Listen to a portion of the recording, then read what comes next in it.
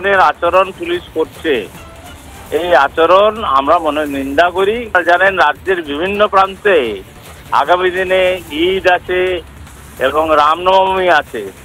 আমি মাননীয় মহামহিম রাজ্যপাল মহোদয়ের কাছে আবেদন রাখবো যে রাজ্যে পুলিশের যে এই ভূমিকা, এই ভূমিকা সম্পর্কে তিনি পুনর্বিবেচনা করুন। পুলিশ তো দলদাসে পরিণত হয়েছে।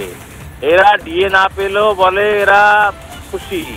এদের উপরতলার পুলিশের অফিসারেরা ভালোরা, নিচের তলার পুলিশের কর্মীরা খারাপ, চোর। একথা মাননীয় মুখ্যমন্ত্রী নিজে বলেছেন। এরপরেও যদি পুলিশকে এইভাবে দেখতে হয়, নির্লজ্জতা, এই নির্লজ্জতার সীমা নেই। সীমাহীন দলদাস পুলিশ, এই পুলিশকে দিয়ে বাংলার কোনো নির্বাচন শান্তিতে হবে বলে আমার মনে হয় না। আমি মনে করি ব্যক্তিগতভাবে, আমার ব্যক্তিগত অপিনিয়ন যদি বলেন, এই পুলিশকে অবিলম্বে সরিয়ে দিয়ে বাংলায় মাননীয় রাজ্যপালের উচিত যে আইনি সংবিধান, তাকে সংবিধান প্রদত্ত ক্ষমতা, তিনি সে ক্ষমতা প্রয়োগ করুন এবং সে প্রয়োগ করে এই রাজ্যের গণতন্ত্রকে প্রতিষ্ঠা করুন।